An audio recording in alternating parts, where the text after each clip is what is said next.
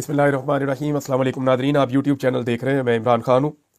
मैं मादरत चाहता हूँ कि गुज़िश्ता कुछ वीलॉग्स आप नहीं देख सके। उसकी वजह यह है कि मैं बीमार हो गया था यहाँ दियार खैर में, और इधर बीमार होने का पता चलता है वैसे बंदे को, क्योंकि तन्हाई है, कोई ऐसा नहीं है कि या मेरे साथ मेरी फैमिली वाले हों, या दोस्त अहबाब हों, या रिश्तेदार हों, या मेरी टीम के लोग हों। पाकिस्तान में तो बीमार होकर मौजें लग जाती थी, सारे आ जाते हैं मिलने के लिए, पता ही नहीं चलता कि बंदा बीमार हुआ है, और बातों बातों में दवाइयों में ठीक हो जाता है बंदा। देसी टोटके भी आ जाते हैं, लेकिन यहाँ दियार गैर में पता चलता है बंदा बीमार हो तो 2 दिन में लग पता गया। गला बहुत ज़्यादा ख़राब था, बुखार कम ही नहीं हो रहा था, और अपनी खिदमत भी खुद ही करनी पड़ी है। एक दोस्त है तो वो बेचारा बार बार मुझे करता रहा, देखता रहा, मैं बता भी नहीं सकता, उसकी भी सिक्योरिटी का इशू हो जाएगा। बहरहाल अब मैं कुछ बेहतर महसूस कर रहा हूँ और कोशिश करूँगा कि नागा ना हो और इन्फॉर्मेशन आप तक मैं पहुँचाऊँ, और जो मेरा वीलॉग है वो आता रहे मुस्तकिल। लेकिन इस बीच में मैंने एक और चीज़ अभी नोट की, सोशल मीडिया में देख रहा था कि मेरे ऊपर बाकायदा प्लान्ड अटैक किया जा रहा है सोशल मीडिया पे, और ये वो ट्रोल्स कर रहे हैं जिनको मरीम नवाज़ ने भर्ती किया, या जो पाकिस्तान की मिलिट्री एस्टेब्लिशमेंट के टाउट्स हैं, या कुछ सहाफ़ी हैं, कुछ दानश्वर हैं, कुछ ऐसे लोग हैं जिनको मेरे से इख्तलाफ है। तो सबको तो मैं एक एक करके जवाब नहीं दे सकता है, लेकिन यहाँ पे मैं चंद चीज़ें कहना चाहता हूँ। पहला सवाल ये उठाते हैं कि मैं पाकिस्तान से क्यों चला गया। मैं तो ये कहता था मैं पाकिस्तान को नहीं छोड़ना चाहता, और मैं तो कहता था कि मैं टक्कर का बंदा हूँ। तो एक तो मैंने जब ये कहा कि आपको पहली मरतबा टक्कर के लोग मिले हैं, वो मेरा अपने लिए दावा नहीं था, मैं पाकिस्तान की मिडिल क्लास की बात कर रहा था, उसको निकाल कर सुनो। और वाकई टक्कर के लोग मिले हैं जिनको आप सारी ज़िंदगी याद रखेंगे, और जितनी टक्कर मैं दे सकता था उतनी मैंने भी दी है, और अभी तक दे रहा हूँ। मैं मौत से नहीं डरता। जो लोग मुझे जानते हैं उनको अच्छी तरह इस बात का आइडिया है। जो लोग मेरे साथ काम करते रहे गुज़िश्ता 15-20 साल से, उनसे मिलकर आप पूछ लें कि इमरान रियाज मौत से डरता है, तो वो आपको सारे गवाही देंगे कि हमने इस आदमी की तरह किसी को इतना डर नहीं देखा। जो लोग मेरे साथ रिपोर्टिंग करते रहे हैं, फील्ड में जाते रहे, चाहे वो कैमरामैन हैं, चाहे वो रिपोर्टर्स हैं, वो गवाही देंगे कि इस आदमी को हमने मौत से डरते हुए नहीं देखा। बल्कि वो आपको ये भी कहेंगे कि हमने इतना निडर आदमी भी नहीं देखा। मैं बुज़दिल नहीं हूँ, कोई अपनी वैसे तारीफ नहीं कर रहा, लेकिन सच बोल रहा हूँ कि मुझे मौत से डर नहीं था, लेकिन मैं ये लड़ाई जीतना चाहता हूँ, और मैं जिंदा रहकर इस लड़ाई को जीतते हुए खुद को देखना चाहता हूँ। मैं ये लड़ाई जीतूंगा, मैं इनको शिकस्त दूंगा आप सबके साथ मिलकर। मेरा रब मेरी मदद करेगा। मेरा मुल्क ऐसे नहीं चल सकता। सवाल ही पैदा नहीं होता कि ये मुल्क ऐसे चले कि पाकिस्तान की मिलिट्री एस्टेब्लिशमेंट के चंद लोग चंद दूसरे लोगों के साथ बैठकर बंद कमरे में फैसला कर लें कि हमने मुल्क को ऐसे चलाना है, और ये मुल्क को उस तरफ मोड़ दें। मेरे मुल्क के करोड़ों लोगों के इज्तिमाई शऊर की तौहीन बार बार नहीं हो सकती। कल अगर हमें नहीं पता था, या हम लाइलम थे, या हम लापरवाह थे, या हमारे पास वो नॉलेज ही नहीं था, तो आज है। अल्लाह का शुक्र है, हमारे रब ने हमारी आंखें खोल दी हैं, और अब हम इस लड़ाई को लड़ रहे हैं। मैंने कहा था ना कि मैं इस लड़ाई में उतरा अपनी मर्जी से, इस लड़ाई को छोड़ के जाऊंगा अपनी मर्जी से, और मैं वो आखिरी आदमी होऊंगा जो लड़ाई को छोड़ूंगा। तो मैं अपना काम कर रहा हूं। मैं ये चाहता हूं, मेरी ख्वाहिश है, कल क्या होगा मेरा रब जानता है, लेकिन मैं इस लड़ाई को जीतना चाहता हूं, और जिंदा रहकर जीतना चाहता हूं। मुझे अपनी लाश गिद्धों के हवाले करने की कोई ज़रूरत नहीं है। क्या मुझे भी शहीद अरशद शरीफ की तरह शहीद होकर साबित करना पड़ेगा कि मैं मुहब्बे वतन हूं, या मैं मुल्क का गद्दार नहीं हूं? मैं आपको ये मौका नहीं दूंगा। और जहां तक बात है पाकिस्तान से आ जाने की, तो किसी का दिल नहीं करता। मैंने अपना पूरा ख़ानदान दरबदर करवा दिया है। हम सारे रुल गए हैं, हर कारोबार बंद हो गया है, सारी खुशियां हमसे छिन गई हैं। कई लोग कहते हैं कि पैसा वैसा कमाते हैं ये इसमें से, सोशल मीडिया में से। ये इतना सा पैसा है जितना नुकसान हमने बर्दाश्त किया है। जितनी बड़ी बड़ी ऑफर्स पाकिस्तान की इस एस्टेब्लिशमेंट ने और इनके चहीतों ने मुझे की है, कोई सोच भी नहीं सकता। बराह रास्त तो आने की जरूरत नहीं है, लेकिन जिन लोगों के जरिए मुझ तक पैगामात पहुंचाए गए, वो फिगर्स आप सुन लें तो आप कानों को हाथ लगाएं। और जो लोग एक एक MNA खरीदने के लिए 70-70 करोड़ रुपया दे रहे होंगे, वो मेरी आवाज़ को बंद करने के लिए क्या कर रहे होंगे, ज़रा सोचो इस बारे में, आपको आइडिया हो जाएगा। हाँ, मुझे ये काम करना पड़ता है, इसमें से मैं पैसे भी कमाता हूँ कि मैं अपने बच्चों की तालीम जारी रख सकूँ, अपने ख़ानदान को खाना खिला सकूँ, अपना ख्याल रख सकूँ, अपनी फैमिली का ख्याल रख सकूँ, और बहुत सारे और लोग जो मुझसे जुड़े हैं उनका ख्याल रख सकूँ। लेकिन मैंने जो खोया है वो इससे बहुत बड़ा है। मैं आज अपने मुल्क से बाहर पता नहीं कहाँ पड़ा हूँ, किस जगह पे, ये छोटा सा कमरा है, यहाँ बैठ के मैं ये प्रोग्राम कर रहा हूँ और आप इसको देख रहे हैं। तो मौत से नहीं डरता हूँ मैं, लेकिन मैं मरना नहीं चाहता, मैं जीतना चाहता हूँ, और खुद को जीतते हुए देखना चाहता हूँ। और इंशाल्लाह हम इस लड़ाई को जीतेंगे। मेरे लोगों के शऊर की इज्तिमाई तौहीन जो की जा रही है, जो इज्तिमाई शऊर की तौहीन हो रही है मेरे लोगों की, وہ ختم ہوگی اور ہم مل کر اسے ختم کریں گے۔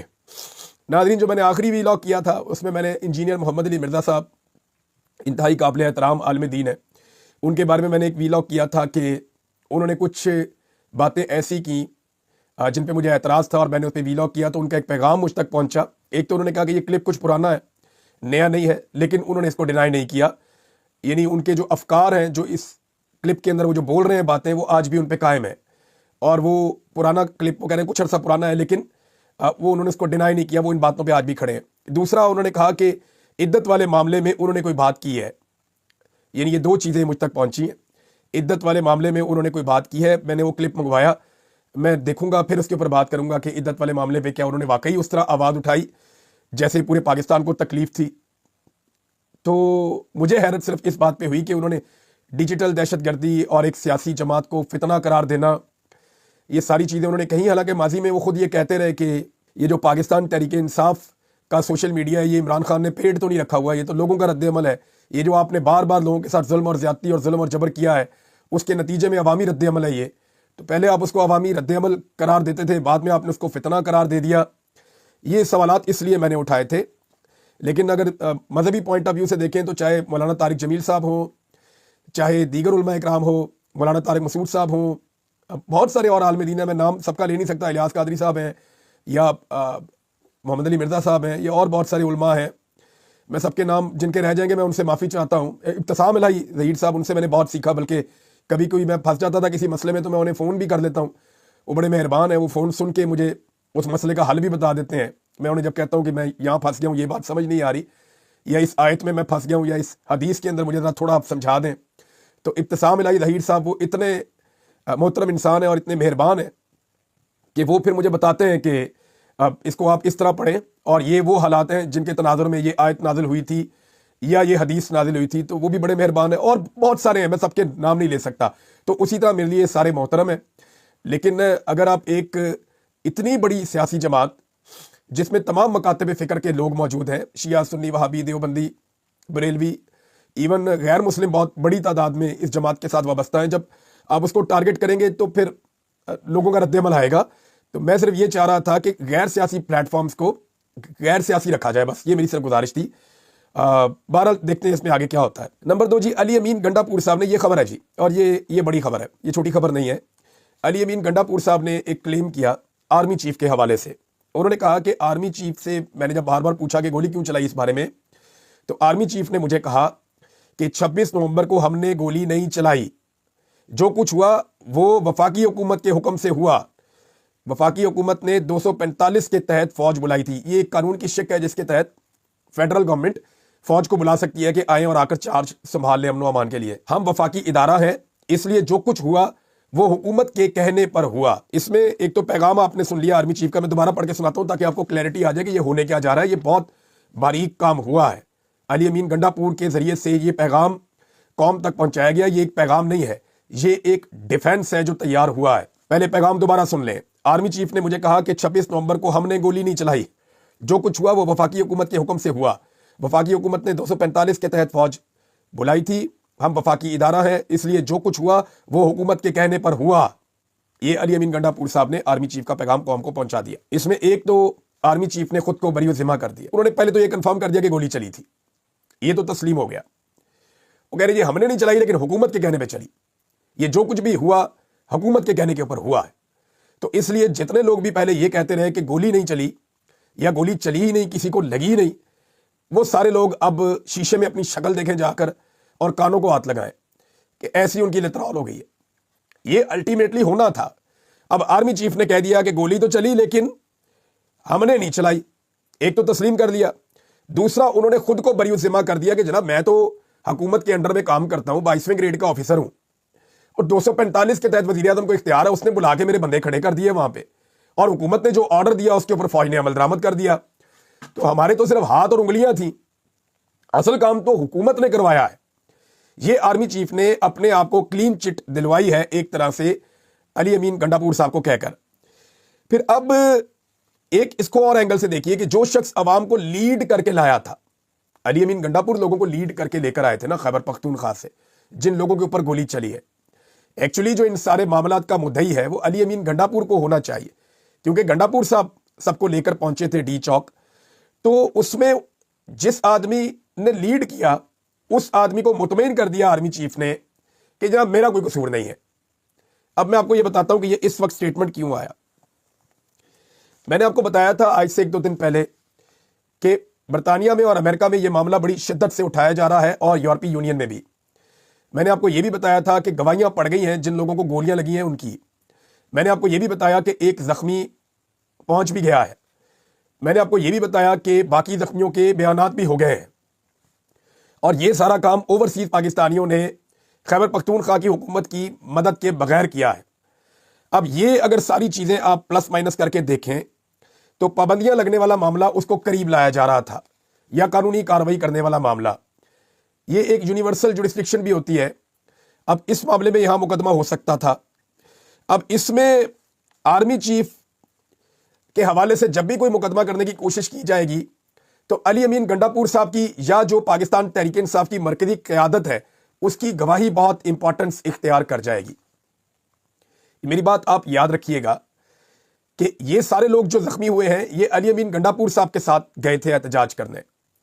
ये सारे लोग अपना केस तो बिल्डअप करेंगे, लेकिन सेम टाइम में अगर पाकिस्तान तहरीक इंसाफ की क़यादत या अली अमीन गंडापुर साहब इस सारे मामले को ये कह देते हैं कि वफाकी हुकूमत रिस्पॉन्सिबल है और इसमें फोर्सेस का कोई कसूर नहीं है, तो आर्मी चीफ को इसमें बड़ा रिलीफ मिल जाएगा। तो मेरे ख्याल में एक बड़ा स्मार्ट मूव है मिलिट्री एस्टेब्लिशमेंट की जानिब से कि उन्होंने कम से कम आर्मी चीफ की हद तक इस केस को डिफ्यूज करने का बंदोबस्त किया है। इस पे अली अमीन गंडापुर साहब को अपना मौक़िफ़ भी देना चाहिए था कि वो क्या समझते हैं कि गोली किसने चलाई और क्यों चलाई और उसके लिए रिस्पॉन्सिबल वो किसे समझते हैं। उन्होंने आर्मी चीफ का मौक़िफ़ ज़रूर बयान किया है, लेकिन मैं उम्मीद करता हूं कि अगली मरतबा उनके सामने जब जर्नलिस्ट आएंगे तो वो ये सवाल ज़रूर उनसे पूछेंगे कि क्या आप आर्मी चीफ की जो तौजीह है या उन्होंने जो आपको एक स्टेटमेंट दिया है आप उससे मुतमईन हो गए हैं और आप अपनी कानूनी कार्रवाई फिर किसके खिलाफ करवाना चाहते हैं, आप किसे जिम्मेदार समझते हैं। अब नादरीन एक और ख़बर है, और वो ख़बर क्या विजुअल्स हैं कि लाहौर में जश्न मनाया गया है। गुज़िश्ता रात को मेला मवेशियाँ था, यहाँ पे भी आर्मी चीफ और मरियम नवाज को एक साथ देखा गया। ये बार बार क्यों हो रहा है, इससे कुछ मैसेजेस आ रहे हैं। नंबर एक सॉफ्ट इमेज जो है वो क्रिएट करने की कोशिश की जा रही है कि एक सॉफ्ट इमेज बने, क्योंकि पाकिस्तान में जुल्म, बर्बरियत, फस्तायत, जबर, इंसानी हुकूक की पामालियाँ इतनी ज़्यादा हुई हैं कि अब वो जो सॉफ्ट इमेज है वो बनाना बहुत ज़रूरी है। तो उसके लिए इस किस्म के इवेंट्स रखने की कोशिश की जा रही है। नंबर 2, इसमें पाकिस्तान की मिलिट्री एस्टेब्लिशमेंट खुसूसन आर्मी चीफ अपनी चॉइस बता रहे हैं कि पॉलिटिकली उनकी चॉइस कौन है। पाकिस्तान में और भी सूबे हैं और भी वज़ीर आला हैं, लेकिन आप तबातर के साथ इसी तरफ झुकाव देख रहे हैं पाकिस्तान की मिलिट्री एस्टेब्लिशमेंट का।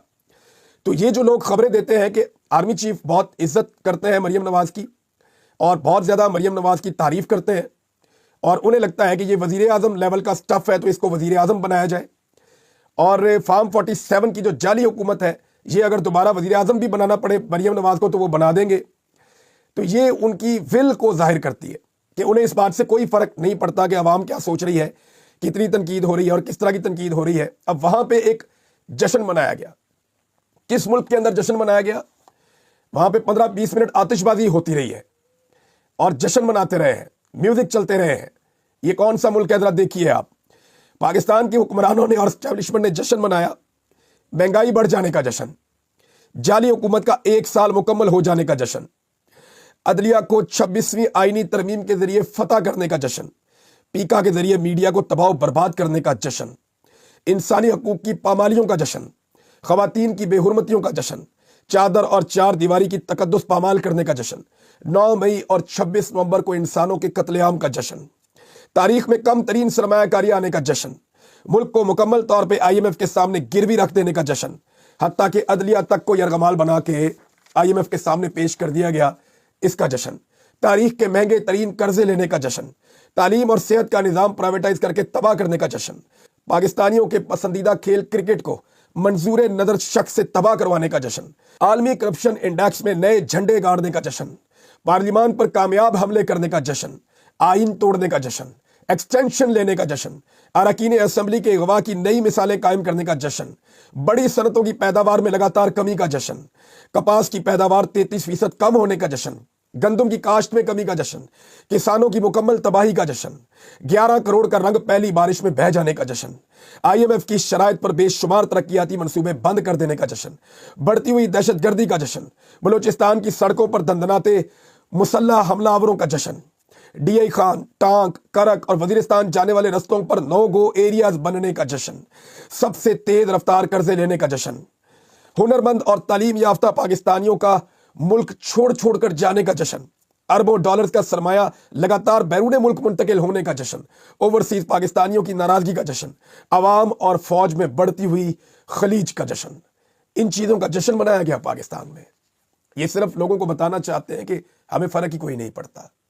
मैं आपको बताता हूं कि ये टैक्टिक्स कब इस्तेमाल किए जाते हैं, क्योंकि इसके लिए आपको समझना पड़ेगी मिलिट्री स्ट्रेटजीज। फौज जंग हार भी रही हो ना, तो वो लगातार ज़राए अबलाग में यही कह रहे होते हैं कि हम बस जीतने वाले हैं, हम बस जीत रहे हैं, जीत बहुत करीब है। वो हमेशा ये साबित करना चाहते हैं अपने कॉन्फिडेंस के साथ कि हम शिकस्त नहीं खा सकते। 1971 में भी यही हुआ था। परवेज मुशर्रफ भी ऐसा ही करता रहा था, ज़ियाउल हक भी ऐसा ही करता रहा था, उससे पहले वाले डिक्टेटर्स भी यही सब कुछ करते रहे थे, और आज भी वही सब कुछ हो रहा है। ये साबित किया जा रहा है कि हमारे तो सतह ही खैरा है, मसला ही कोई नहीं है। लेकिन आप याद रखिए कि इनके पांव उखड़ चुके हैं। ये पाकिस्तान की मईशत से लेकर पाकिस्तान की मुआशरत तक किसी एक चीज को भी संभालने में मुकम्मल तौर पर नाकामी के अलावा और कुछ नहीं देख सके। नादरीन, इस वक्त सूरत हाल ये है कि ये दो वीडियोस हैं, दोनों औरिया मकबूल जान साहब ने पोस्ट भी किए हैं, और जो उन्होंने लिखा वो उससे ज्यादा अलार्मिंग है। एक वीडियो में आप देख रहे हैं कि पाक फौज के जवान जिनसे हम बहुत प्यार करते हैं, उन्हें पत्थर मार रहे हैं अवाम, लोग उन पर पत्थर बरसा रहे हैं, और इसके ऊपर जो है ना वो प्रोपेगेंडा किया जा रहा है। और ये मकबूल जान साहब लिखते हैं, ये बलूचिस्तान का शहर खुजदार है जो कराची कोयटा शहरा के ऐन वस्त में वाक़ है। खुजदार अपने होटलों और रिहाइश गाहों की वजह से मशहूर था। चंद दिन पहले किसी फर्द को उठाने के लिए कानून नाफिज करने वाले इदारों ने जॉइंट ऑपरेशन किया, जिस पर निहत्ते अवाम पत्थरों से पल पड़े। इस वीडियो को अलहदगी पसंद अपने तरानों के साथ चला रहे हैं। ऐसे मनाजर कभी फ़लस्तीन वाले दिखाया करते थे। अल्लाह का वास्ता है, इस मुल्क पर रहम करो, लोगों को उनके हाल पर छोड़ दो, उन्हें खुद से जिंदा रहना आता है। एक और वीडियो भी उन्होंने पोस्ट की है, 3 वीडियोस हैं। ये देखकर तो मैं हैरान रह गया कि वाकई ये पाकिस्तान है, बिल्कुल नो गो एरिया बना हुआ है, दिन दिहाड़े का वक्त है। और ये साहब लिखते हैं कि ये सिब्बी से कोयटा की सड़क का बोलान पास है। 1980 से लेकर अब तक 45 साल के दौरान मैंने कभी ऐसे मनाजिर नहीं देखे कि इतनी बेखौफी से सड़क पर ऐसा कब्जा हो कि पार्लिमानी सेक्रेटरी लियाकत लहरी के मुहाफिजों से भी असला छीन लिया जाए। इस सड़क के चप्पे चप्पे पर FC की पोस्टें और नाके हैं। आप ये विजुअल्स देखें, हम आपको तस्वीरें दिखा सकते हैं कॉपीराइट्स की वजह से, लेकिन आप हैरान रह जाएंगे। आप औरिया साहब की पोस्ट में जाकर देख सकते हैं।